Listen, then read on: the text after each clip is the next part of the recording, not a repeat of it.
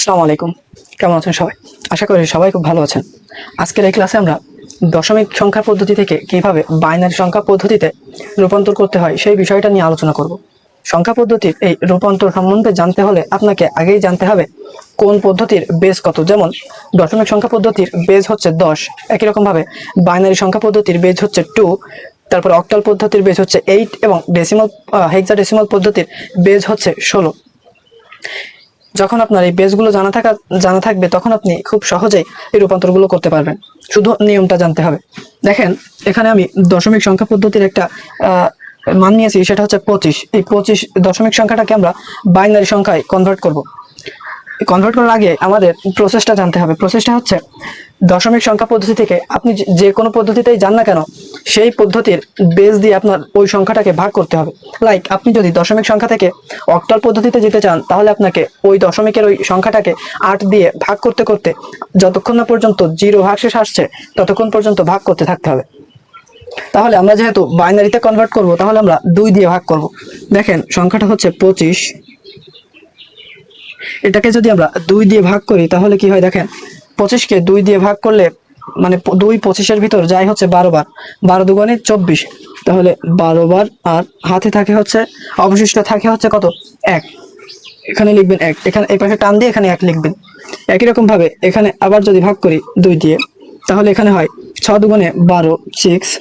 আর এখানে থাকে হচ্ছে 6, এখানে থাকে হচ্ছে 0। 6 দুগুণে 12, তাহলে 12 হয়ে যাচ্ছে, এখানে থাকতেছে 0। একই রকম ভাবে যতক্ষণ না পর্যন্ত ভাগশেষ 0 হচ্ছে, 0 পর্যন্ত আপনাকে ভাগ করতে থাকতে হবে। এখানে আবার 2 দিয়ে ভাগ করলে এখানে হয় 3 দুগুণে 6, 3। এখানে আবার থাকতেছে 0। আবার যদি 2 দিয়ে ভাগ করেন তাহলে হচ্ছে 2 ওকে 2 এবং এখানে থাকতেছে 1।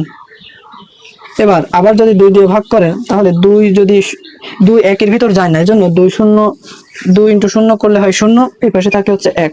এখানে দেখেন ভাগশেষ অলরেডি 0 হয়ে গেছে, তখনই আমরা ভাগ করা অফ করে দিব। এখন হচ্ছে আমরা এর নিচে থেকে কাউন্ট করব উপরের দিক। এটা হচ্ছে এমএসবি এবং এটা হচ্ছে এলএসবি, এমএসবি এবং এটা হচ্ছে এলএসবি।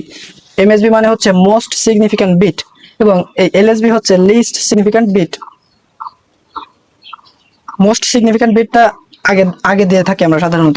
এখানে যদি আমরা একটা সংখ্যা লিখি, যেমন 1294, এই পুরো সংখ্যাটার ভিতর এটা হচ্ছে মোস্ট সিগনিফিক্যান্ট বিট এবং এই 4টা একদম শেষেরটা হচ্ছে সিগনিফিক্যান্ট বিট লিস্ট। তাহলে লেসটা হচ্ছে শেষে থাকে, এজন্য এই দিক দিয়ে শুরু করব। ওকে, তাহলে এখানে আনসার আসে হচ্ছে 1111001।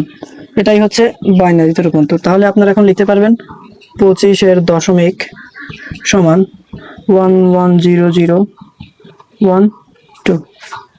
ঠিক আছে, এখন আমরা এই সংখ্যাটা প্র্যাকটিস করব। দেখেন, এখানে 48কে যদি বাইনারিতে রূপান্তর করতে হয়, তাহলে 48কে 2 দ্বারা ততক্ষণ পর্যন্ত ভাগ করতে হবে যতক্ষণ না পর্যন্ত ভাগশেষ 0 হচ্ছে।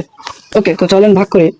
48 একে যদি আমরা 2 দিয়ে ভাগ করি তাহলে হয় 24 দুগুণে 48, 24 দুগুণে 48, এখানে অবশিষ্ট থাকে 0। আবার যদি 2 দিয়ে ভাগ করি তাহলে হয় 12 দুগুণে 24, এখানে থাকে হচ্ছে 0। আবার 2 দিয়ে ভাগ করলে হয় 6 দুগুণে 12, 6 দুগুণে 12, এখানে থাকে হচ্ছে 0। আবার যদি 2 দিয়ে ভাগ করেন তাহলে হচ্ছে 3 দুগুণে 6, এখানে থাকে হচ্ছে 0। একই রকম ভাবে 2 দিয়ে ভাগ করে 2 ওকে 2, এখানে থাকে 1। তারপরে আবার 2 দিয়ে ভাগ করলে 2 শূন্য 0, এখানে থাকে হচ্ছে 1।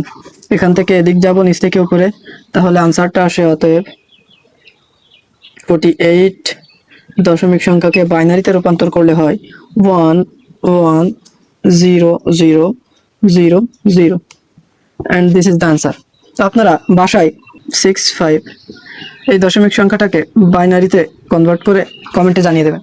65 দশমিক সংখ্যাটিকে বাইনারি দশমিক সংখ্যায় রূপান্তর করে কমেন্টে জানিয়ে দিবেন যার অ্যান্সারটা। এরকম আরো নতুন নতুন ভিডিও পেতে ইউটিউব চ্যানেলটা সাবস্ক্রাইব করবেন এবং ফেসবুক পেজটা ফলো দিয়ে রাখতে পারেন। সবাই ভালো থাকবেন, সুস্থ থাকবেন।